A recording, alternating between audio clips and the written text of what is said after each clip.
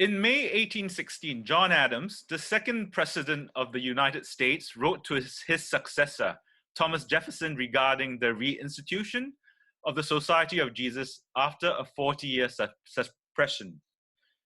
In that letter, Adams writes, "I do not like the late resurrection of the Jesuits. They have a general now in Russia, in correspondence with the Jesuits in the United States, who are more numerous than everybody knows, in as many shapes and disguises as ever a king of the gypsies, in the shape of printers, editors, writers, schoolmasters, etc. If any congregation of men could merit eternal perdition on earth and in hell, it is this company of Loyola." If what Adams said is indeed true, who would want to be a Jesuit? Hello, I'm Father Jerome Leon. My day job is the assistant parish priest of the Church of St. Ignatius in Singapore, and my other job is to accompany people who are discerning their calling in life, and I am a Jesuit.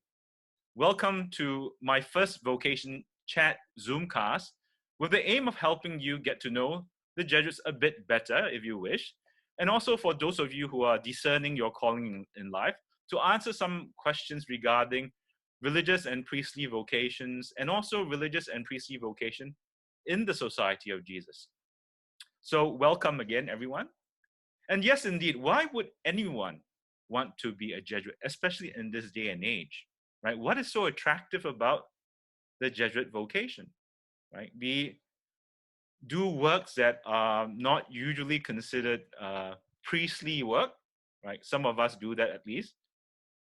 We don't have a discernible habit, unlike the other religious orders, like the Franciscans, they have their nice brown habit, they are distinguishable by their habits. And also of our history, we have a very colorful, if not checkered history. We were suppressed once before, as we've heard earlier, for 40 years. But despite all these challenges that we have and we face, the Society of Jesus, we Jesuits, we are still one of the largest male Catholic religious order. Perhaps before we get carried away and pass judgment too fast and tell ourselves, oh, the Jesuit life is not for me, perhaps we can take some time to get to know the order a bit better. The Society of Jesus was founded in 1540 by St. Ignatius of Loyola and his companions. And among his companions are people like St. Francis Xavier and St. Peter Faber. They were students at the University of Paris. And they belonged to a movement known as the Reformed priesthood. During that time, it was a threshold of an era, moving from the Middle Ages to the modern age. And the situation demanded, called for a reformation of how priestly life and religious life was lived. And Ignatius and his companions answered that call. And to them, they were willing to go anywhere.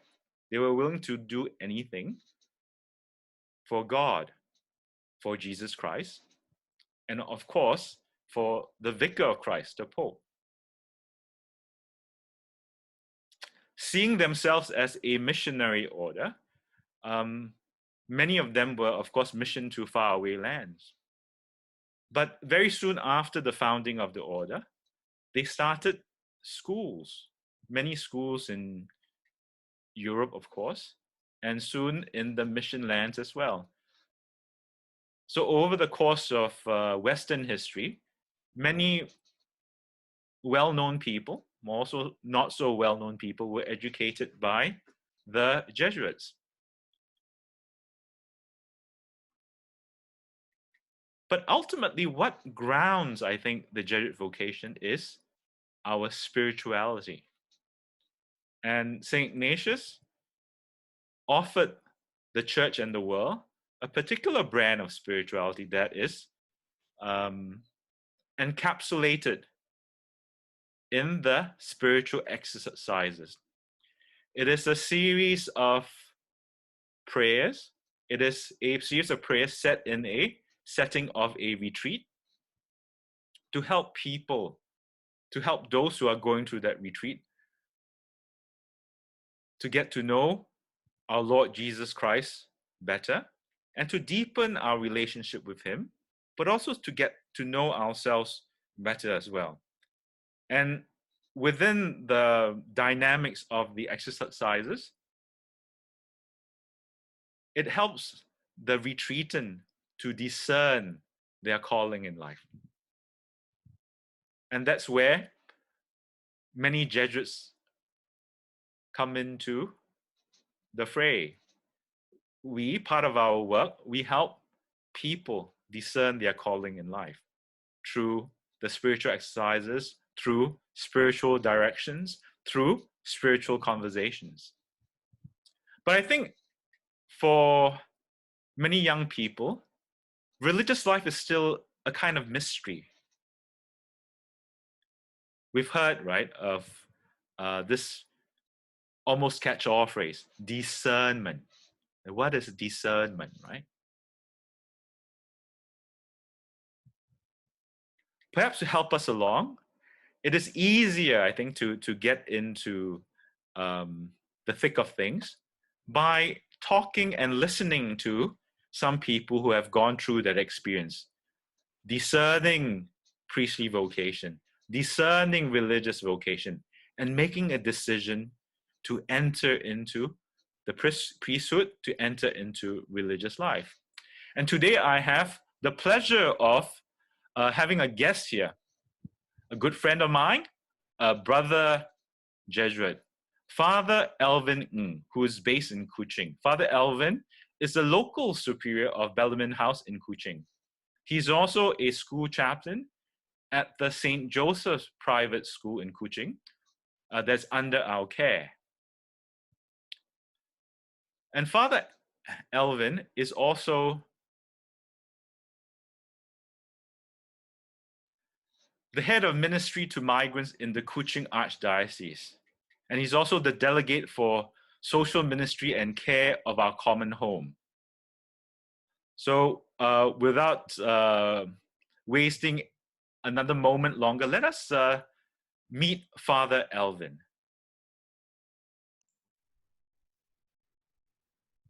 Hi, Jerome. Hello, Alvin. Welcome to the show. Welcome to the program.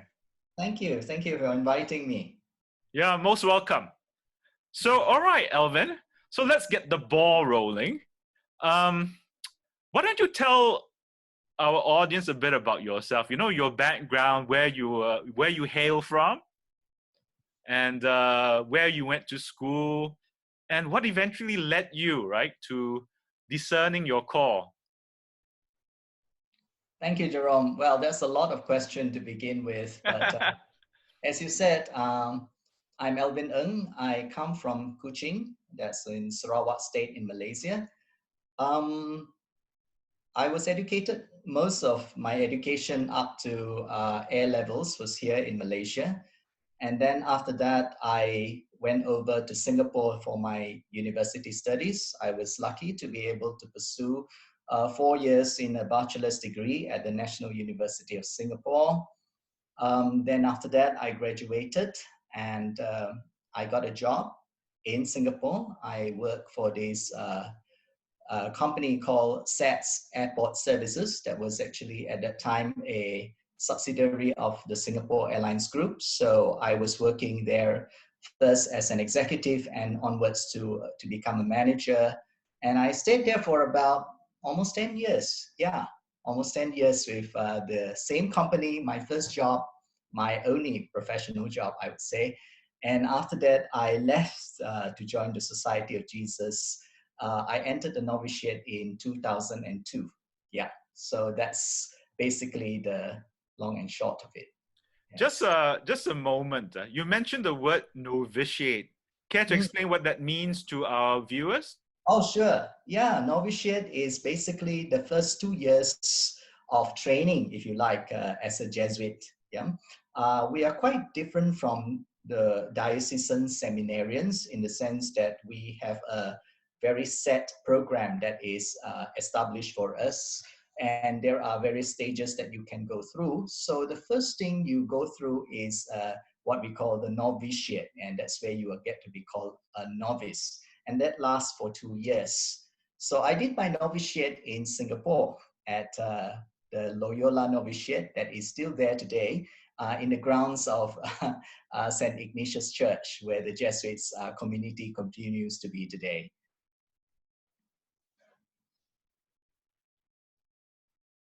And what was your first stirring, right, that kind of led you to discerning your vocation? You mentioned about your work, you mentioned how you eventually ended up in the novitiate, right?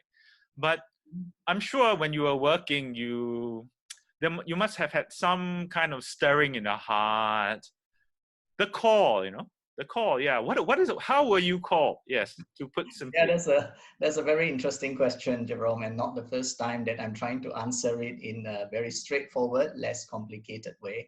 I think there's a differentiation between, a calling to the priesthood, and then there is also the calling to the option of a religious priesthood. Let me just explain that.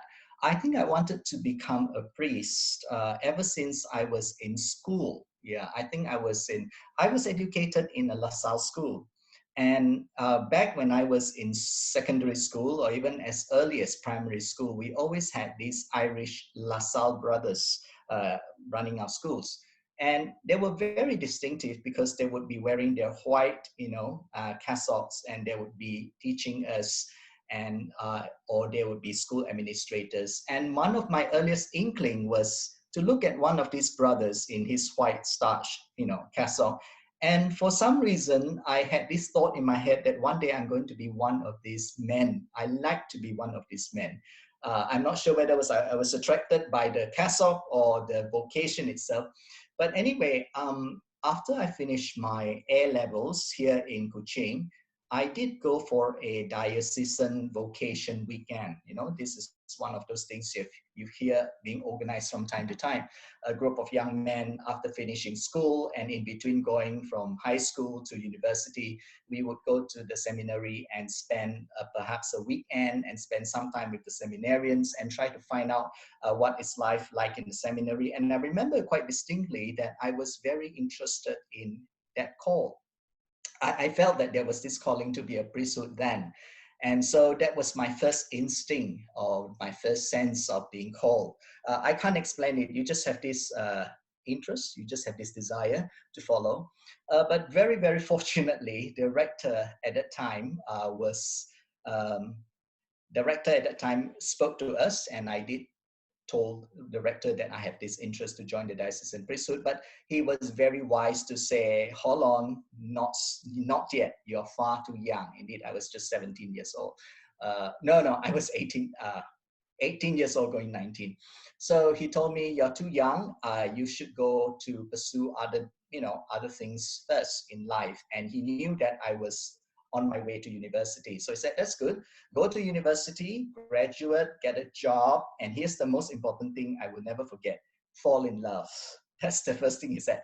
Fall in love. Make sure you have every chance to find a nice girl, find a nice opportunity for you to get married, fall in love, experience life to the fullest. And that's the final word he said: if you still find yourself attracted to the priesthood, come home. Come back to me, come back to us. If you have a calling, that will be a confirmation that you still have a calling then. So unfortunately, however, the story took a turn because, as I said, I did not come home to Malaysia upon graduation. What I did was I worked in Singapore, and what was supposed to be a 3-year bond with the Singapore Airlines Group turned out to be a 10-year career. And I enjoyed my time tremendously with Singapore Airlines, and of course, living in Singapore and enjoying all the life, that you can imagine of a young graduate, of a person, a young executive, single, and all that. So I would say that I had 10 good years in the working world, but on the 10th year, I did hit a bedrock, meaning to say that I certainly found myself very, very disillusioned with life. I was going into, all sorts of, in a sense of uh, wonder. The question came back again to me, asking me, is this what I really want in life? Am I happy? That I think summarized it all. Am I happy with what I was doing? And I had to be very honest that at that point in time, and the year was 2001, I was not happy. I was miserable. I felt lonely. I felt that there was no point, no direction in life. I had no desire to further my career, even though it was in a good place. And I just felt that something was missing. Yeah, it's very hard to explain it to, but every one of my Jesuit brothers will tell you what that means. There's a certain void in you which you can't fill until you have that very, very strange thought in your head that maybe that old dream that you have about becoming a priest, maybe that's still there. Maybe it needs to be explored. Maybe it needs to be revisited. I was really, really afraid because by that time I was just a mere Sunday Catholic. I don't even know who the honestly. I just know that there's a certain desire to become a priest, a certain desire just to leave everything behind. So you could call it stress, you could call it work burnout, you can call it anything, and you'll probably be right. But I know that that's the option I wanted. So finally, a good friend handed me a number. He said, if you really want to find out and get this sorted out once and for all so that you will not be asking maybe what if questions, just go for it. So I called this particular priest whose number I was given, just for the express purpose of doing what I learned later to be discernment. Meaning to say that whole process of just trying to explore, am I called to the priesthood? Is it a dream? Is it a figment of an imagination? Or is it something real? Well, as it turned out, it was quite real. There was a calling at all. Yeah. But I suppose back to the first question of today's program, why the Society of Jesus? You could have been, I suppose, Dominican or Franciscan or Redemptorist. Jerome, you're absolutely right. I still ask myself that question today sometimes. Why the Society of Jesus? I have to be honest, I did not make a conscious decision to say that I will join the Society of Jesus. My main intention was to find out, am I called to the priesthood or am I not called to the priesthood?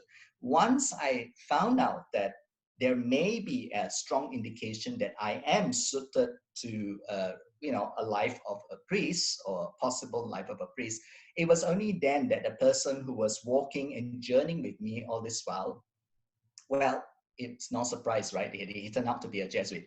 So he asked me, have I thought about what sort of priest I want to become? I had not thought about that all this point, I was just thinking, I just want to be a priest.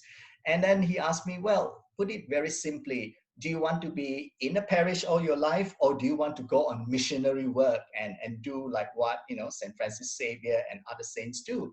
And I said, I definitely do not want to be in a single place for ever and ever. Yeah, it's not wrong to be in a parish, but my inclination was to be missionary. So that's where he suggested that, well, then why don't you join the Society of Jesus, the Jesuits? And I remember asking, who? And he said, the Jesuits. You never heard of the Jesuits? And I have to be very honest, never. I know the Franciscans because I, seen them in their brown robes, and that was quite attractive. But because the Jesuits do not have a habit of their own, so I really did not have any particular inclination. But at that point, I remember my response was, it doesn't matter to me as long as I'm quite indifferent to the whole thing. I'm quite open. If you think that the Jesuits or the Society of Jesus is the way for me, well, yeah, I'm happy to go with that. So to answer your question, Jerome, I did not specifically choose the Jesuits. I think I'm probably the only person who has, one of those few who have never been to a Jesuit recollection, never been to a Jesuit retreat before I joined the society. So the next thing I know, I was in the novitiate, and it was only as a novice that I really came to know who the Jesuits were. Yeah. Jerome? since you started talking about novitiate, which is the first stage of formation in one's Jesuit life, what about subsequent to the novitiate? What kind of formation was involved, and where did you have those formation? Yeah. Well, basically, after most young men who enter the Society of Jesus would have to go through this series of interviews. Okay, they did it then, and they are still doing it now. Yeah, so you have to go through at least 3 to 4 rounds of interviews, and then there's complex psychological tests that you have got to go through. But academically, I think at least for this part of the world, and I mean Malaysia, Singapore region, there is that expectation that you have a basic university degree and secondly, some working experience. That means to say you're not exactly a school graduate. You're not somebody who just fresh out of university. Nothing wrong with being fresh out of university, but I do, from my own experience, I can testify to the fact that if I had, if I joined the priesthood like I wanted to do immediately after A levels and joined the diocesan priesthood, the rector was correct. I don't think I would have lasted. I would have had a lot of questions in my head as a seminarian. What's the world out there like? How I have not experienced life. I have not enjoyed it. So I thought that was very wise on his part. So anyway, after novitiate, you pronounce your first vows, okay? That is the first 3 simple perpetual vows that every Jesuit take, and those are what we call the vow of poverty, the vow of obedience, and chastity, okay? So I pronounced those 3 vows, and after that, together with the same group of people I entered the novitiate with, that's where some of us started to part ways to go for our next stage of formation. That was to study philosophy. Yeah, some of us went to Indonesia, but my experience, I was sent to the Philippines, where we have a huge Jesuit university there called the Ateneo de Manila. And there at the Ateneo de Manila is where I did my first formal university studies in philosophy. So that lasted for 3 years. So that was a very good experience of studying philosophy. I never studied philosophy in my life. So that was quite a good experience of going back to university, back to studies, back to the rigors of higher education again. So yeah, after philosophy, then I, like everyone else, so that's already, you see, philosophy is 3 years, and you add the 2-year novitiate. So I've already been so-called Jesuit for 5 years. Then after that, I was asked to come back to Malaysia, and I spent the next 2 years. Now this is the part of the formation called Regency. I spent the next 2 years in the Diocese of Malacca and Johor.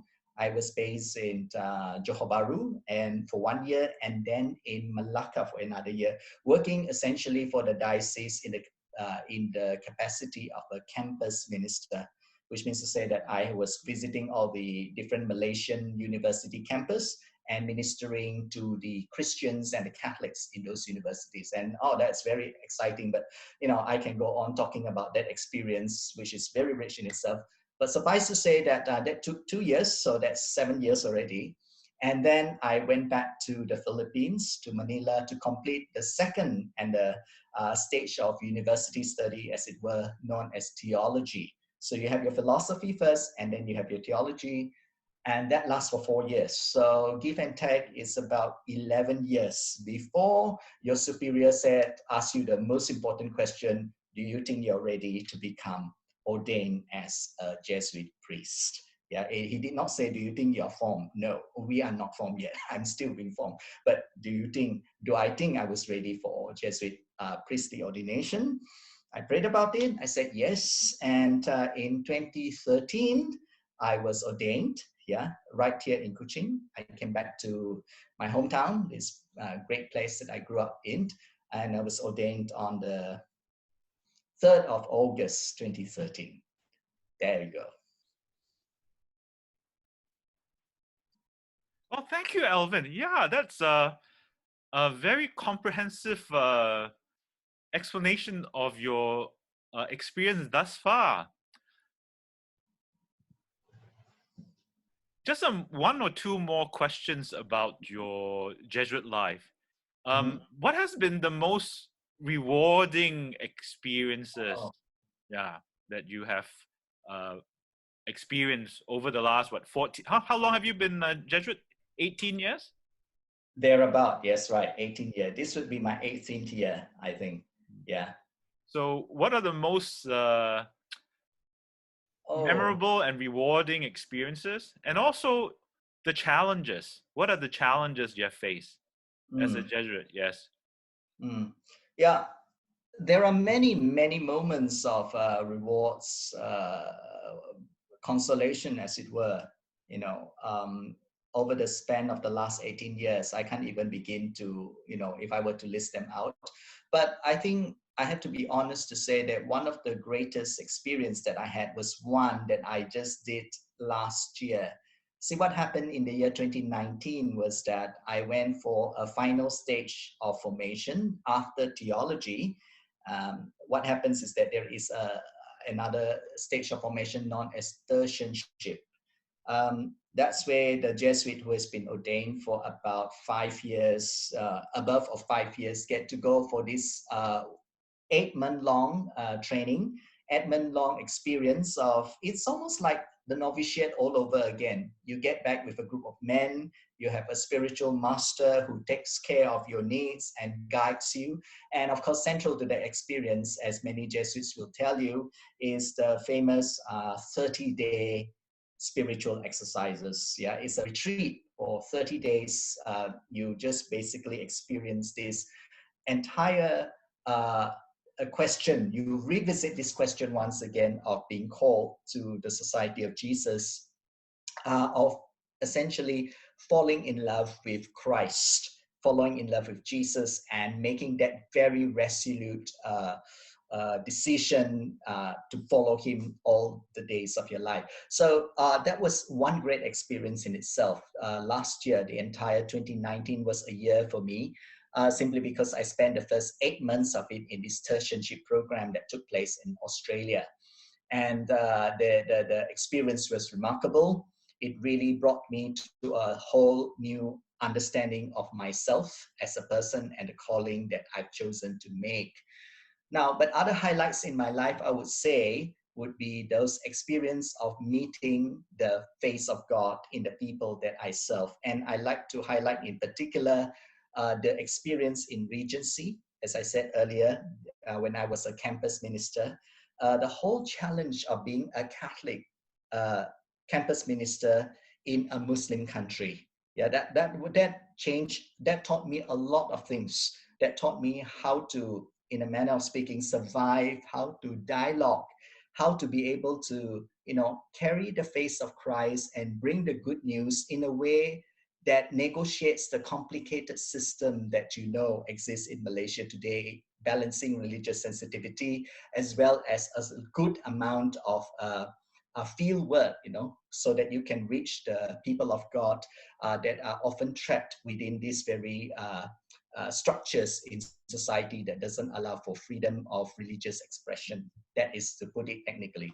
The other experience that is most consoling for me is also meeting the face of Christ in my 7 or 8 years living in the Philippines. Remember, I said I was in the Philippines for philosophy and then for theology. So altogether, there was about 7 years of experience living there, watching and living with the poor.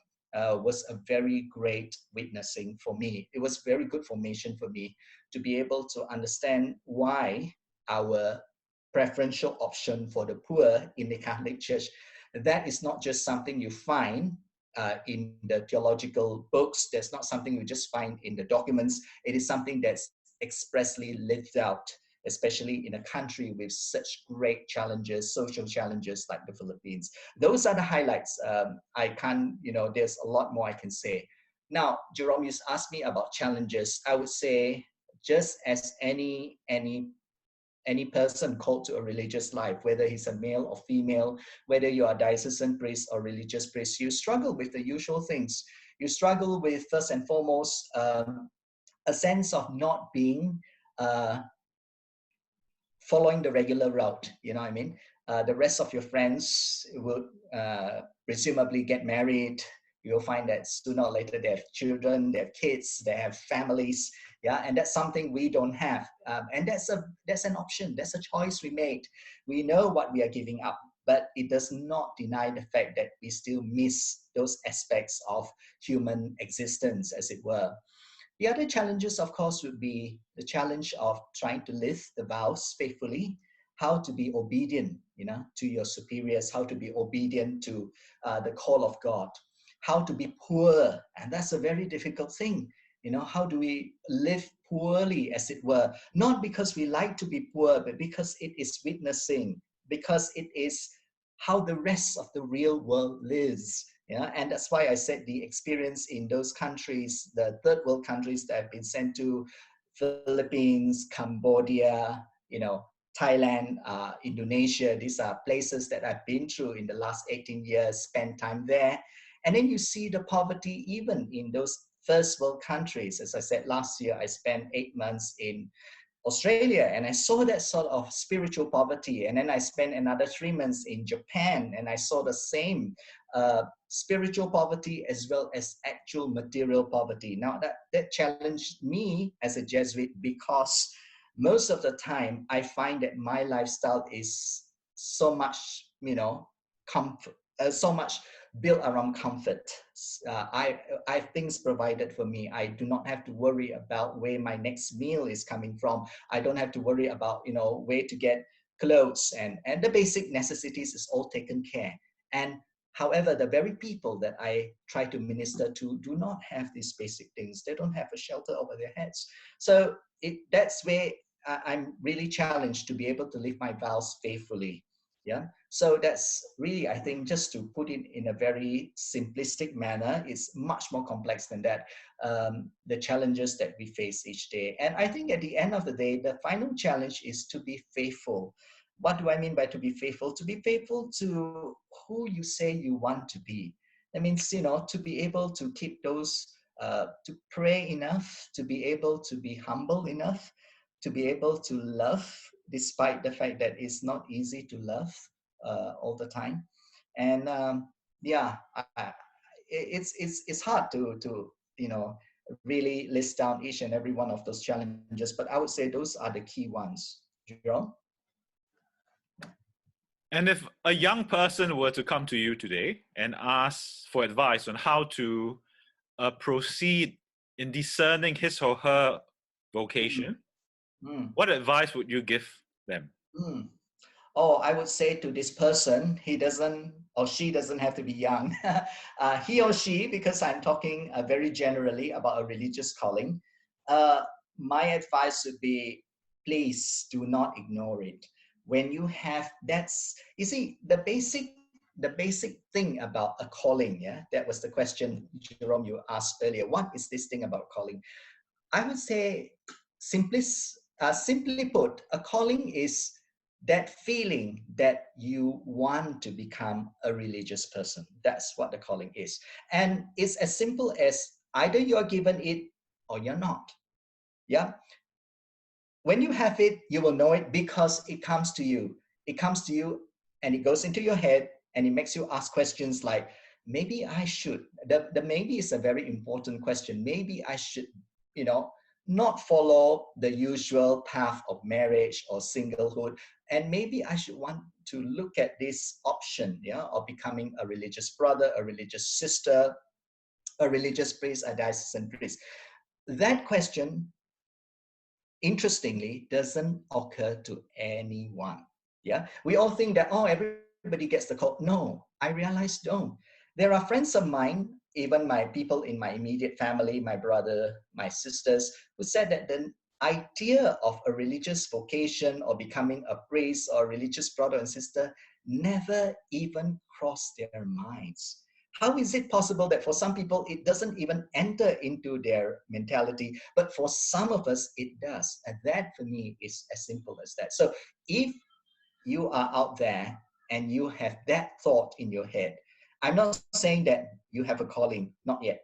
you got to seize upon that opportunity. You got to find someone to talk with, somebody to walk with, and someone who will have that ability to be able to ask you the important questions and make you think certain important questions that will help you to clarify that call. Because I think one of the greatest tragedy is that you go through life pretending that call doesn't exist, suppressing it in some way, and then towards the end of your life, just as you are, sick in bed or dying, and then you have this horrible, sense, existential feeling, and it comes only in two words: what if? That is something I hope you will never have to. Don't have that what if when it's already too late. If you have that feeling now, explore it. Nobody says that you have to commit to anything, but at least give it a chance. Try it. And if it doesn't work, well, you should be happy and say, I did, I answered, I tried, it did not work out. My conscience is very clear and I am a better person for it. Jerome. Alvin, thank you very much for taking time and sharing your vocation story with us, Thank you, Jerome. sharing pointers with the young people who are discerning their calling. Thank you very much. Thank you. And stay healthy, stay safe. Yes.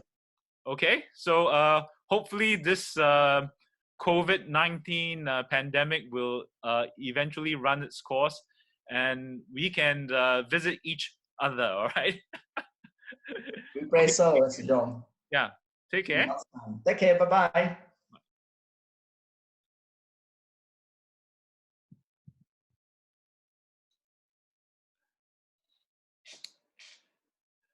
So we thank Father Alvin for enlightening us on the topic of vocations. And I think there are a few takeaways from what we've learned tonight. One of the question many people ask is, how do I know that I'm called? Right? I suppose everyone is called, but called to a particular vocation in life. And in Father Alvin's sharing, he mentioned pull factors, right? He mentioned when he was younger, there was a pull factor. He was drawn towards the priesthood. But he also mentioned later on in life, there were some push factors. He wasn't in a very good space. Push factors. And these two feelings, right, being pulled and being pushed, they are both valid because God, right, can use these feelings, right, to beckon us. And I think what Father Alvin is trying to tell us is, when you have this inkling, this stirring in your heart, don't put it off. Don't wait until the last minute when it's already too late and then you ask yourself, what if? What you can do is to help yourself. If you have this stirring and this feeling that you're not certain where it's taking you, go and get some help. Go and see someone who may be able to help you. In Father Alvin's case, he started seeing a vocations director at the seminary in Kuching, I think, right? And the vocations director gave him very good advice. He said, you're young, go and experience life, study, get knowledge, go on to work, get some work experience. Then if you still feel drawn to the priesthood, come back and see me. Very good advice. But my point is, go and seek someone who can journey with you. And this is where I can come in. And if you're in East Malaysia, Father Alvin can come in. We are involved with vocations direction work. And if you feel a particular calling that you're unsure of, this stirring in your heart, feel free to contact me at the contact details listed below. Or if you're in East Malaysia, you can contact Father Alvin, and his contact details will also be listed below. And if you're in West Malaysia, there's Father Alberto, and I'll also put his contact details below for all of you who feel that they want some clarity in their vocation discernment. There's no obligation. Just come and contact us. We'll be happy to journey with you. And the other thing is, I like to tell you is, if you have any questions about vocations or any questions about Jesuit vocation in particular, please feel free to send me an email or contact me. I can be contacted through the Church of St. Ignatius. If you go to our webpage, my contact email is there, or even through this YouTube page, I think you can contact me. But in any case, my contact details are listed below. So contact me, all right? And I will be happy to answer your queries and questions. And my dear friends, before we go, let us say a short prayer, right? We'll pray for vocation, since this coming Sunday is Vocation Sunday, all right? Let us begin by signing ourselves. In the name of the Father, and of the Son, and of the Holy Spirit. Father, you call all who believe in you to grow perfect in love by following in the footsteps of Christ, your Son. Inspire young people to serve you in religious life and priesthood, and provide by their way of life a convincing sign of your kingdom for the church and the whole world. We ask this through Christ our Lord. Amen. My dear friends, stay safe and stay healthy. May the Lord bless you and keep you. Goodbye.